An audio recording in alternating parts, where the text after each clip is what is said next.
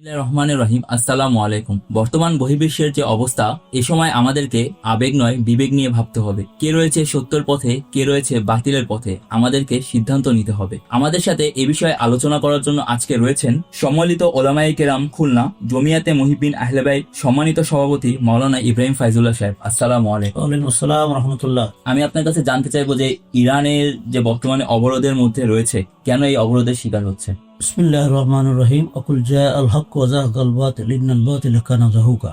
আসলে ইরান এমন একটি দেশ, এর ইতিহাস পর্যালোচনা করলে দেখা যায় তারা অসত্যের কাছে, জালেমের কাছে কখনোই মাথা নত করে নাই।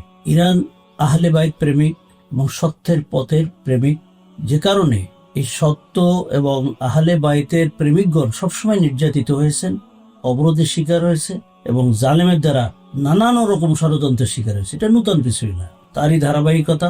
কারবালার ইতিহাস যদি আমরা দেখি, পরবর্তী ইতিহাসগুলো আহলে বাইতের উপরে যে জুলুম অত্যাচার, সেই তারই ধারাবাহিকতায় আজকে আমেরিকা এবং পাশ্চাত্যরা কিছু মুসলিম দেশদেরকে সঙ্গে নিয়ে মকরবাজি এই ষড়যন্ত্র চালায় যাচ্ছে, আমি বলে মনে করি। আর যদি একটি মুসলিম দেশকে ঘেরাও করা হয়, উম্মাহ হিসাবে আমাদের করণীয় কি? সকল মুসলিম তো এক হওয়া উচিত, উম্মাতুন ওয়াহিদা।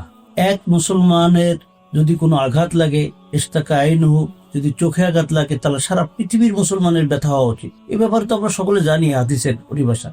পৃথিবীর যে প্রান্তেই মুসলমান আঘাতপ্রাপ্ত হবে, যদি কষ্ট হয়, যদি কোনো আঘাতপ্রাপ্ত হয় জালেমের দ্বারা, অবশ্যই সকল মুসলমানের এখানে আগায় আসা উচিত। তার সাধ্য অনুযায়ী, শক্তি দ্বারা, কথার দ্বারা, বুদ্ধি দ্বারা, আল্লাহর কাছে দোয়া মাগফিরাতের মাধ্যমে।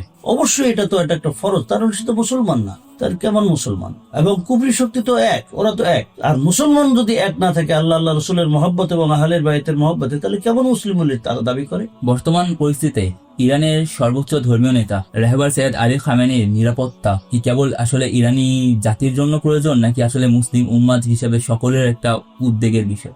বর্তমানে আমাদের মুসলিম মিল্লাতের জন্য রাহবারে আলী খামেনি আমাদের জন্য আদর্শ এবং আমাদের জন্য গর্ব। তিনি যেভাবে ইরানকে ডেভেলপ করেছেন, শুধু শিক্ষা দীক্ষা সংস্কৃতি না, শয়তানি কুফরি এবং জালেমের বিরুদ্ধে টিকে থাকার জন্য, আত্মরক্ষার জন্য যত রকম আধুনিক অস্ত্র শস্ত্র, আল্লাহ তাআলার কোরআনের যে নির্দেশ, ওয়াইদু লাহুম মাস্তাতাউতুম, তোমরা শক্তি সংগ্রহ করো তোমাদের ক্ষমতা অনুযায়ী। ওয়াদাল্লাযীনা কাফারু লাউ তাগফুলুনা আন আসলিহাতিকুম, ওরা তো চায় তোমরা নিরস্ত্র হয়ে যাও আর কাফেররা তোমাদের উপর চেপে বসে। এই আয়াতের উপরে আমল একমাত্র ইরানই করে যাচ্ছে এবং ইরান এই আধুনিক বিশ্বে, আধুনিক পৃথিবীতে বিভিন্ন রকম ক্ষেপণাস্ত্র এবং বিভিন্ন রকম সমরাস্ত্র তারা নিজেকে অর্জন করে তারা বাতিলদের বিরুদ্ধে, সারা পৃথিবীর বিরুদ্ধে এবং শয়তানি সকলের বিরুদ্ধে এক শক্তি প্রতিরোধ গড়ে তুলছে, যেখানে আমাদের এটা মুসলমানদের গর্ব।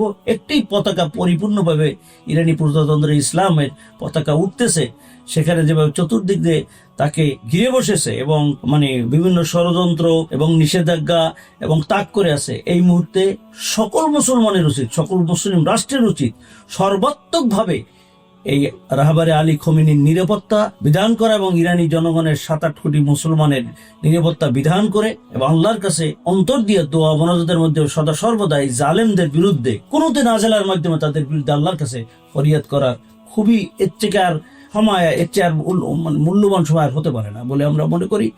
আর এটা অবশ্যই আমাদেরকে মুসলমানদেরকে এই বিশ্বাস রাখতে হবে, যুগে যুগে যতই মুসলমানরা বিপদগ্রস্ত হয়েছেন সমস্ত কুফরি শক্তির দ্বারা, আল্লাহ রসুলকেও এরকম ঘিরে ফেলছিল হিজরতের সময়, মাওলানা আলী তার বিছানায় ছিল, এরপরে আহজাবের যুদ্ধ, এভাবে হুজুর পাক সাল্লাল্লাহু আলাইহি ওয়াসাল্লাম শুধু না, পরবর্তী বিচারে যদি দেখি সবসময় মুসলমানদের উপর এরকম সারা বিশ্ব এক হয়েছে আর আল্লাহ কুদরতি ভাবে তাদেরকে হেফাজত করছেন। এই আত্মবিশ্বাস, এই ইমানি বল আমাদের আছে।